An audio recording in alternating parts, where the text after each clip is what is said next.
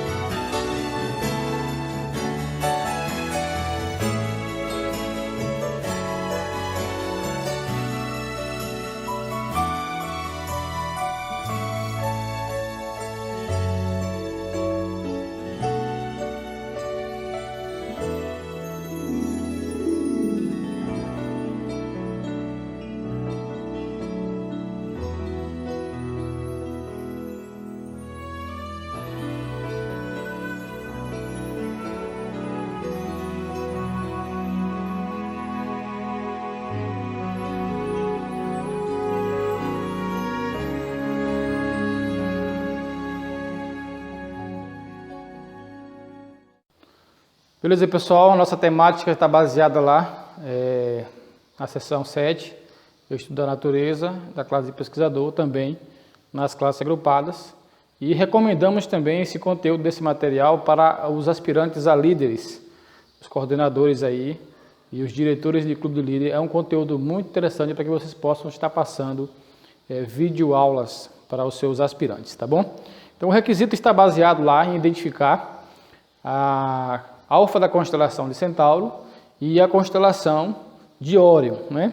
Aí temos uma imagem da constelação de Centauro para que você possa conhecer e temos também a imagem da constelação de Órion para que você possa conhecê-la, certo?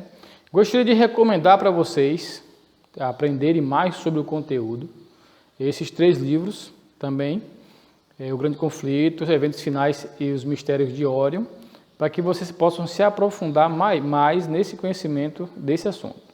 E gostaria também de deixar aqui para vocês, e nós gostaríamos de ler junto com vocês, esses versos bíblicos, né? O primeiro verso bíblico está lá no livro de Jó, no capítulo 9 e no verso 9, que diz assim: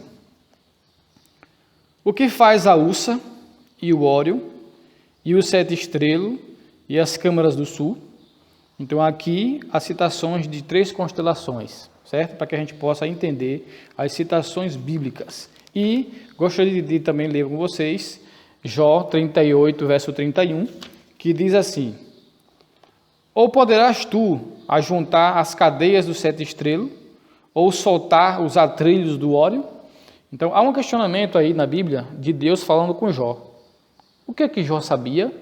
Nada, né? Então há situações do passado que as pessoas não compreendiam, né? Eu gostaria também de deixar com vocês aqui o capítulo 28 de Gênesis, e você pode ler a partir do verso 10 até o verso 22, mas eu gostaria de ler com vocês o verso 19, que diz assim: e chamou o nome daquele lugar Betel, o nome, porém, daquela cidade antes era Luz.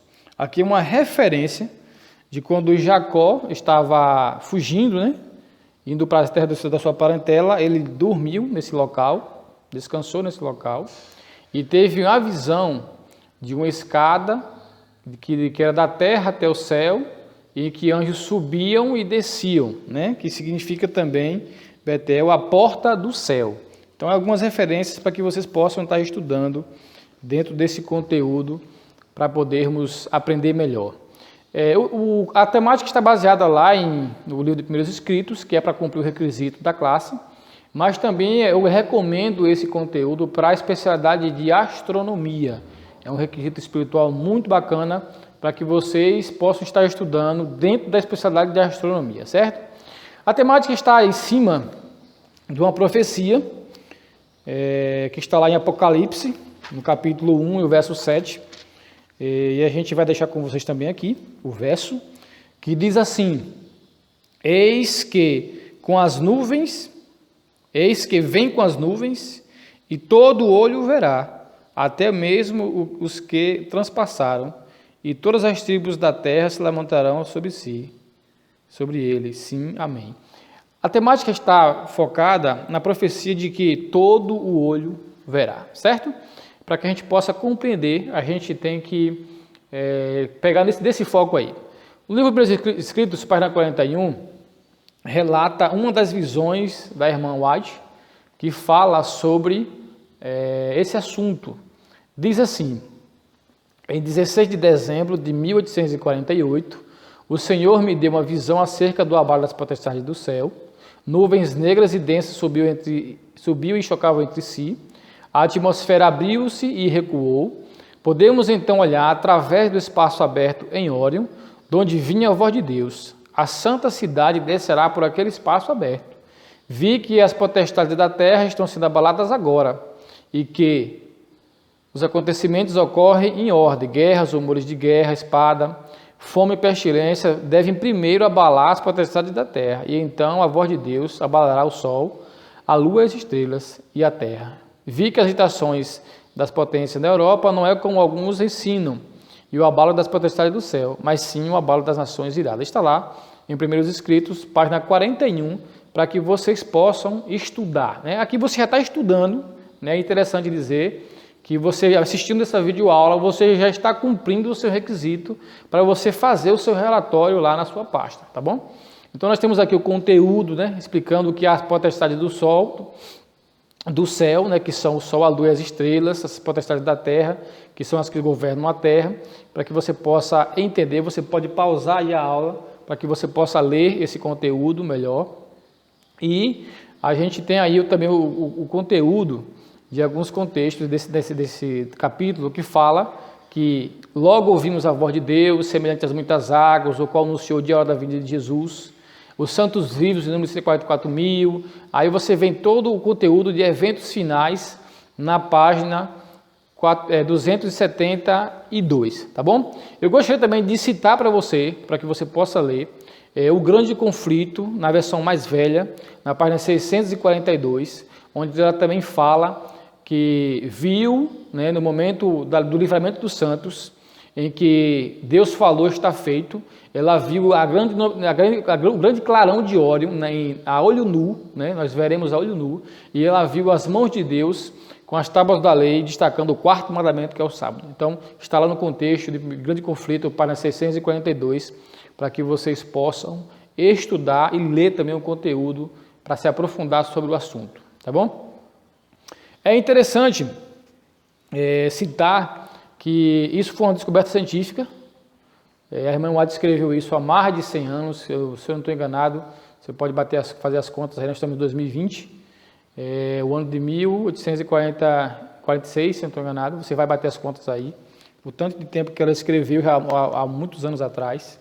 E a ciência veio descobrir, após muitos e muitos anos, essas questões que a irmã White descobriu há muitos anos. Então, há uma descoberta interessante sobre a nebulosa de Órion. Alguns comentários surgiram, né, sobre um buraco negro, sobre algumas coisas que eles ouviam e viam, algumas especulações que existiam sobre esse assunto, e muitas coisas veio se cogitando, especulando, conversas, para que a gente pudesse chegar a essas pesquisas e entender melhor sobre o assunto. Hoje nós temos uma tecnologia muito melhor para poder pesquisar o assunto e ter informações de qualidade.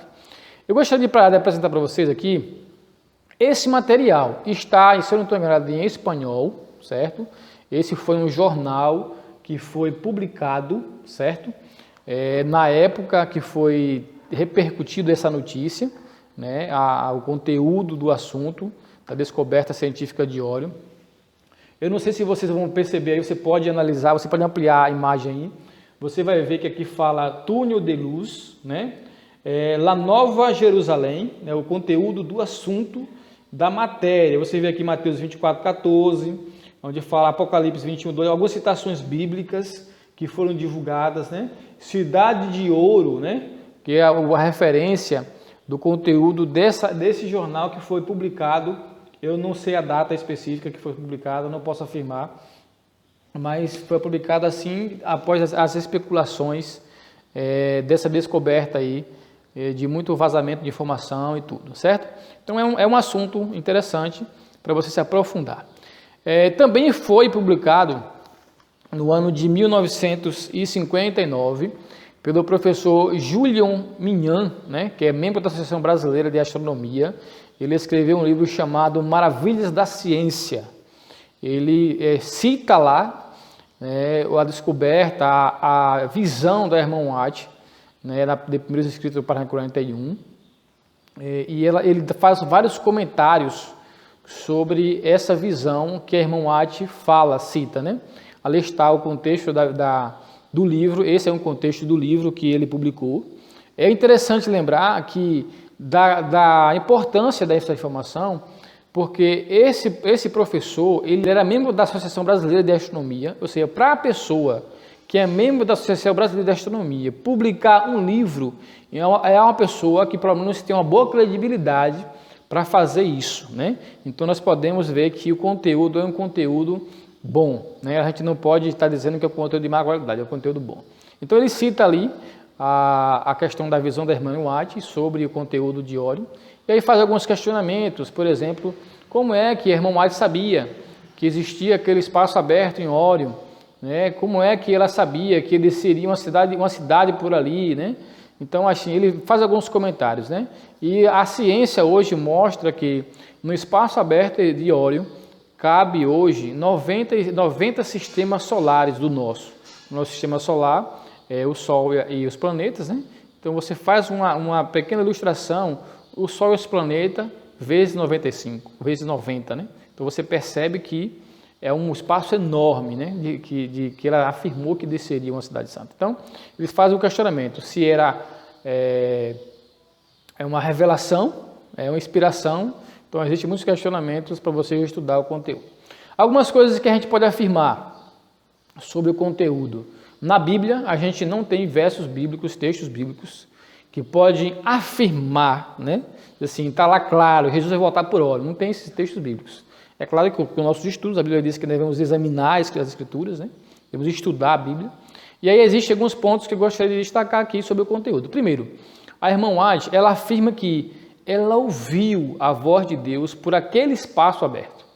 Então, essa é uma afirmação. Ou seja, seria um canal de comunicação. Então, ela ouviu a voz de Deus por aquele espaço aberto. Outra informação interessante é que, por esse espaço, ela viu que Deus anunciou o dia e a hora da vinda de Jesus. Então, mais uma confirmação, né, desse conteúdo. Outra afirmação é que ela afirma que a cidade santa descerá por aquele espaço aberto de Órion, certo? E uma outra afirmação é que ela viu o espaço aberto de Órion a olho nu, Deus com suas mãos, as tábuas da lei, os mandamentos, destacando o quarto mandamento, que é o selo de Deus, certo? Então, nós vemos aí o contexto e podemos perceber a importância desse assunto e de estudarmos mais a Bíblia e entendermos mais na prática essa questão da profecia de Apocalipse 1:7, que todo olho verá. O que é que isso tem a ver tudo com todo olho verá e a profecia o que é que tem a ver com Órion, né? A profecia com Órion. Então, a questão da profecia, nós vamos estar passando um vídeo para você daqui a pouco aí, está relacionada com a posição de Órion no céu. Nós temos 4 grupos de constelações: as boreais, as austrais, as zodicais e as equatoriais, né? Então, nós percebemos aí que a Órion está no meio da linha do equador celeste. A ciência estipula uma linha, né, em qual ela divide o céu, e Órion está no meio da linha do equador celeste e pode ser vista no hemisfério sul e no hemisfério norte. Por exemplo, as constelações que a gente vê no hemisfério sul, por exemplo, Cruzeiro do Sul, ela não pode ser vista no hemisfério norte, né? Mas Órion pode ser vista no hemisfério sul e no hemisfério norte. Então, está relacionado diretamente com a posição de Órion no céu. Então, essa é uma teoria bem interessante e uma afirmação sobre que a ciência do posicionamento de Órion. Você pode ver aí, nessa imagem ilustrativa, que Órion está no meio da linha do equador. Essa linha seria a linha do equador celeste, e aqui seria as 3 Marias de Órion, né? A nebulosa de Órion está aqui, certo? E a linha do equador celeste corta no meio a constelação de Órion, para que você possa entender melhor. Então, nós vamos passar agora um vídeo para que você possa entender melhor o que a ciência explica de como é que foi feito, como você pode ligar Órion com a profecia de todo olho ver. Eu gostaria de citar aqui, no vídeo vai ser lido aí, mas eu gostaria de citar também aqui 2 versos bíblicos, que está lá em Josué 10, verso 13, que fala assim: e o sol se deteve e a lua parou, até que o povo se vingou de seus inimigos. Isso não está escrito no livro do reto? O sol, pois, se deteve no meio do céu e não se apressou a pôr-se quase o dia inteiro. E também Outro verso bíblico que vai ser lido também lá no vídeo, mas que eu gostaria de ler, vai mostrar para você aí a imagem do verso bíblico, que está lá em 2 Reis, no capítulo 20, e vamos ler o verso 9, 10 e 11, que fala assim: E disse Isaías: Isto te será de sinal da parte do Senhor, de que o Senhor cumprirá a palavra que disse: Adiante-se a sombra 10 graus, ou voltará 10 graus atrás? Então disse Ezequias: É fácil que a sombra decline 10 graus. Não conheça isso, mas volte a sombra 10 graus. Então o profeta Isaías chamou ao Senhor e fez voltar a sombra 10 graus, pelos graus que já tinha declinado no relógio de sol de Acás. Nós podemos ver que na Bíblia, que temos citações bíblicas de que Deus já se manifestou para ajudar o seu povo em alguns momentos, parando ou adiantando o sol ou o movimento da terra. Vamos ver o vídeo para que você possa entender melhor as explicações científicas. Olá, meu nome é Yuri Mendes, sou autor do livro Os Mistérios de Órion. Vamos esclarecer os mistérios que envolvem a volta de Jesus e a constelação de Órion.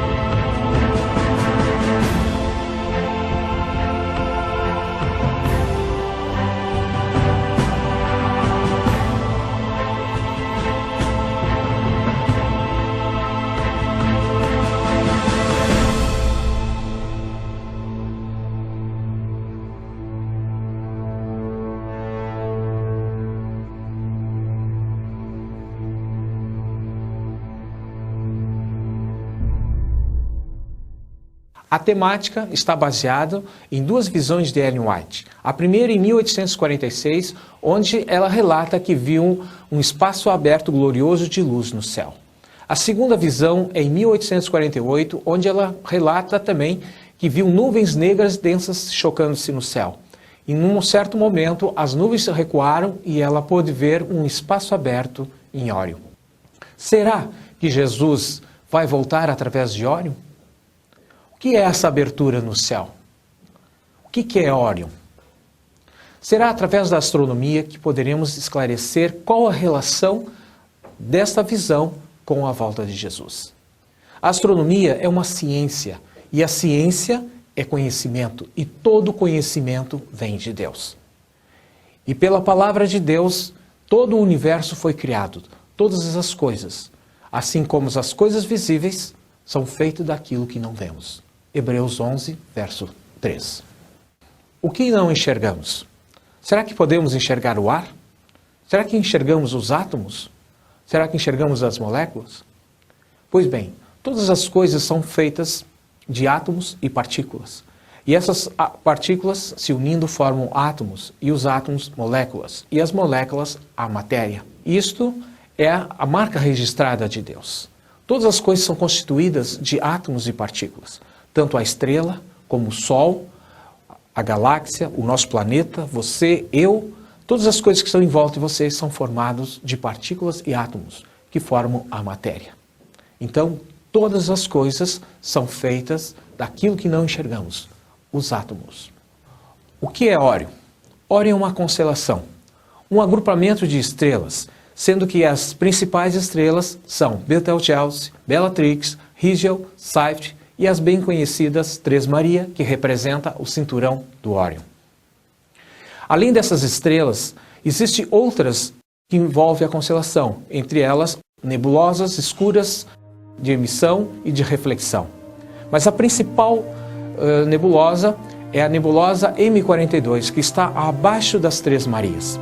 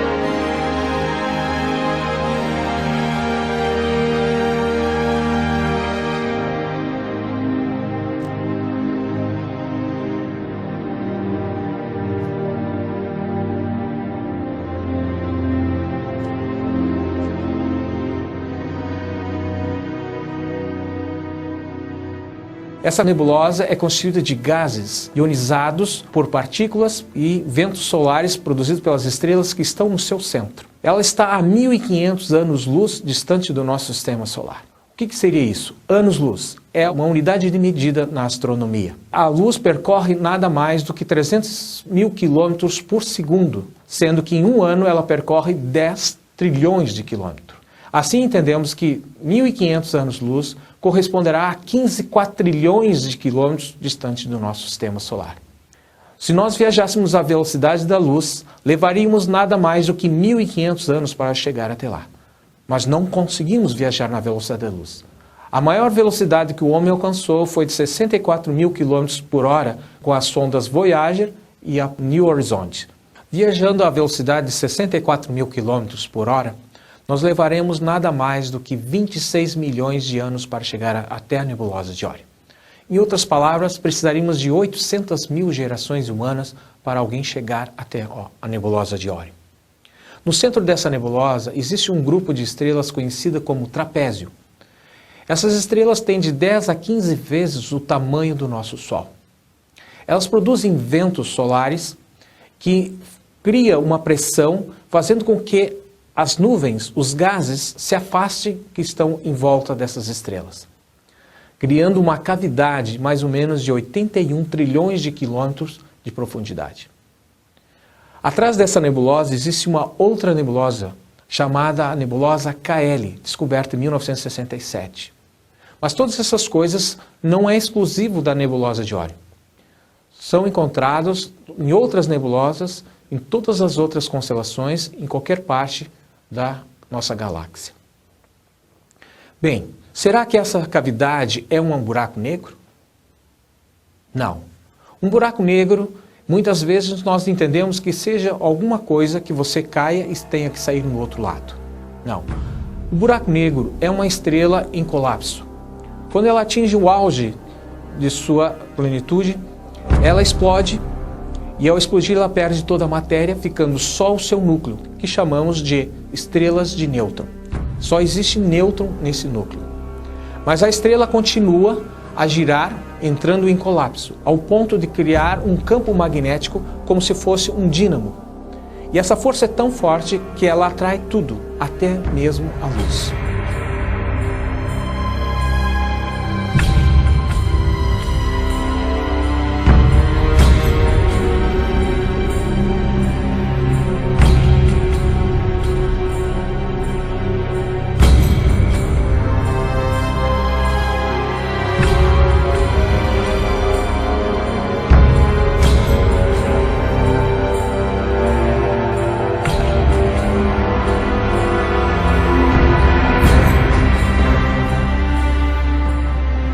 Então, se houvesse um buraco negro em direção de Órion ou na nebulosa de Órion, tudo seria atraído para o centro desse núcleo, que é a estrela de Nêutron.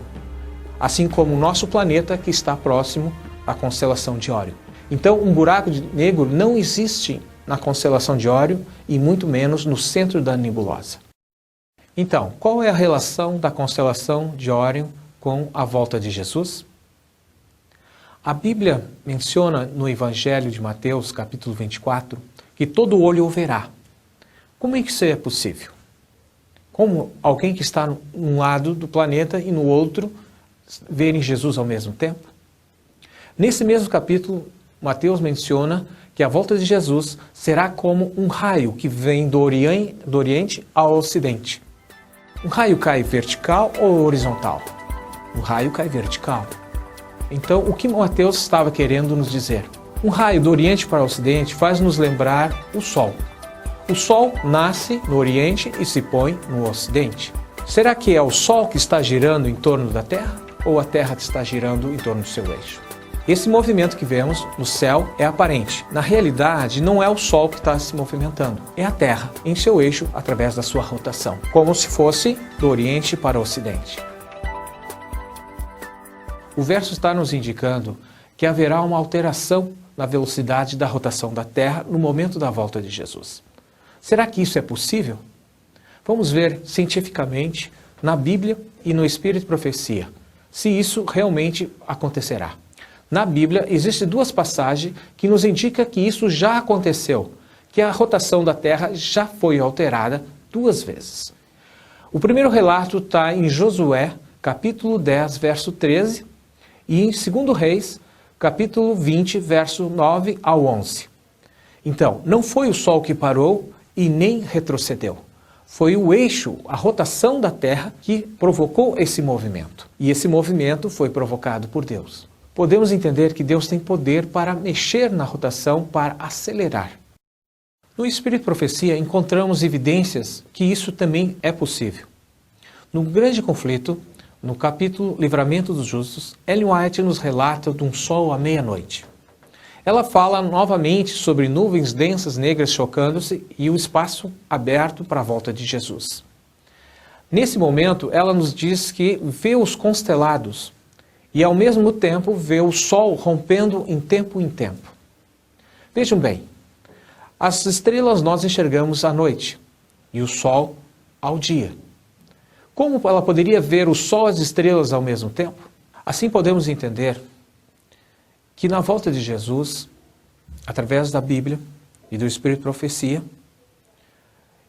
vai haver um aumento da velocidade, fazendo com que qualquer pessoa que esteja em qualquer parte do globo, tanto no Brasil como no Japão, verá Jesus em pouco tempo.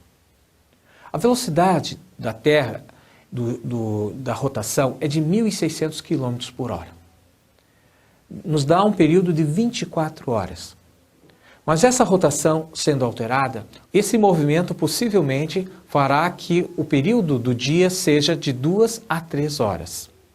Fazendo com que, em pouco tempo, todos possam ver todos os eventos que acontecerá no céu e na volta de Jesus. Será que isso cientificamente é possível? Pois bem, em 2007, 2 cientistas fizeram uma simulação em um computador para ver as consequências do aquecimento global no planeta. E eles observaram que, com o aquecimento global, as águas dos oceanos começariam a ficar mais leves e começariam a se direcionar para os polos, fazendo com que a Terra comece a adquirir mais velocidade e, assim, alterando a rotação normal do planeta. Em 2004, no dia 26 de dezembro, houve um tsunami na Indonésia. Esse maremoto provocou, além do deslocamento das ilhas e do eixo da Terra, ela também provocou uma alteração, aumentou a rotação da velocidade da Terra. Então, para vocês entenderem, se um terremoto, um aquecimento global, pode alterar a rotação da Terra, imagine agora quando Jesus voltar. Toda a natureza estará abalada, terremotos, maremotos, vulcões.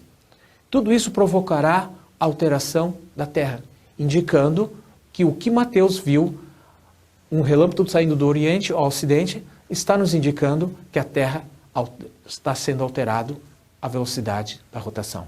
Será que isso poderá realmente acontecer?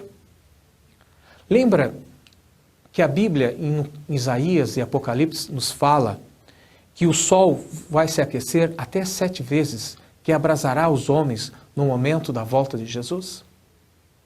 Então, se a Bíblia nos relata que o Sol vai aquecer, que os terremotos vão acontecer, farão que essa rotação seja alterada e fazendo com que todo o olho veja em pouco tempo.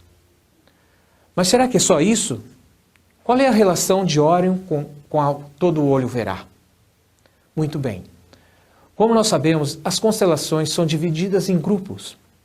Esses grupos são chamados de constelações boreais, constelações austrais, zodiacais e equatoriais. O que é uma constelação boreal? São aquelas constelações que são vistas somente no hemisfério norte, aqueles que estão nos Estados Unidos e na Europa. As constelações austrais são aquelas constelações que só são vistas no hemisfério sul. Nós, no Brasil, Argentina, sul da África, Austrália. Um exemplo, a constelação do Cruzeiro do Sul. As constelações zodiacais são as constelações que representam a translação da Terra em torno do Sol, que são bem conhecidas, Escorpião, Áries, Touro, que formam o zodíaco. As constelações equatoriais são aquelas que podem ser vistas em todo o globo. Qualquer parte do planeta são vistas, porque elas estão exatamente na linha do equador celeste. Assim como nós temos a linha do equador terrestre, a astronomia também instituiu uma linha imaginária, que é a linha do equador celeste. Esta linha cruza exatamente o meio da constelação de Órion, exatamente entre as Três Marias, fazendo com que a constelação de Órion seja vista em qualquer parte do globo. Então, a relação da constelação de Órion com a volta de Jesus não está em uma estrela ou uma nebulosa que está a 1.500 anos-luz distante do nosso planeta. Está relacionada com a posição no céu, onde há um ângulo perfeito para que todos possam ver em qualquer parte do globo. Assim como o movimento alterado, aumentado da rotação da Terra e a posição da constelação faz com que todo o olho o veja. Por isso que Ellen White viu, quando ela relaciona os constelados, ela estava vendo a constelação de Órion como fundo da volta de Jesus. Uma curiosidade importantíssima para que a gente possa relembrar e estudar é algumas coisas que a Bíblia nos deixa claro para sermos sábios e termos discernimento. A diferença de Cristo na sua vinda e de um falso Cristo que pode estar surgindo por aí. Algumas diferenças aqui. Primeiro, Cristo, ele virá nas nuvens. E o falso Cristo, ele terá aparições na terra. Ou seja, Cristo todo olho vai ver. Já o falso Cristo, todo olho vai ver, mas através de mídias ou em tempos diferentes, não simultaneamente. Outra curiosidade é que Cristo virá com todos os anjos. E o falso Cristo aparecerá sozinho. Cristo, ele terá aparição universal e gloriosa, ou seja, todo mundo verá, todo o planeta verá. E o falso Cristo terá aparições limitadas, aparecerá aqui hoje, depois no outro país amanhã, e assim vai seguindo. Cristo, ele será visível simultaneamente, ou seja, todos verão no mesmo tempo, ou num período de tempo curto, no momento em que ele aparecer, todos estarão vendo, como a explicação do vídeo já falou, né? A Terra estará numa rotação muito maior e todos aqui no Japão verá Cristo no mesmo momento em que ele estará nas nuvens nos esperando para subirmos junto com ele. Já o falso Cristo, ele será visto somente em alguns lugares, não no meio ao mesmo tempo. Outro ponto importante é que Cristo, ele não vai tocar na terra, ele não vai descer e pisar na terra, ele nos esperará nas nuvens. Já o falso Cristo, ele toca a terra, ele estará aqui na terra. Cristo, quando ele voltar, ele vai ressuscitar os mortos. O falso Cristo não terá poder de ressurreição, não ressuscitará ninguém. Cristo, ele não vai operar mais, como ele operou no passado, milagres, né? Curas, não vai mais fazer isso.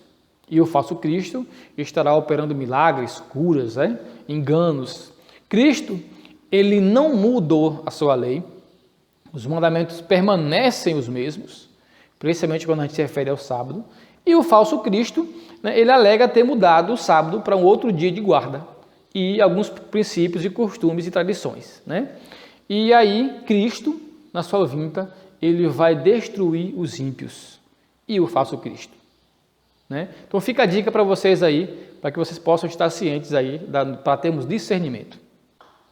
Pronto, pessoal, encerrando aqui o nosso conteúdo, nós gostaríamos de afirmar o seguinte: estudando a Bíblia, nós, através do Espírito Santo, podemos ter grandes conhecimentos.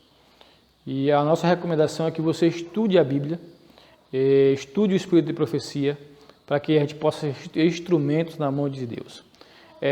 Eu gostaria de deixar essa mensagem, de que mais uma vez está mostrando, Deus está mostrando para nós, os seres humanos, de que Ele está mais próximo de voltar, de Jesus voltar. E ainda dá tempo de nos decidir, certo?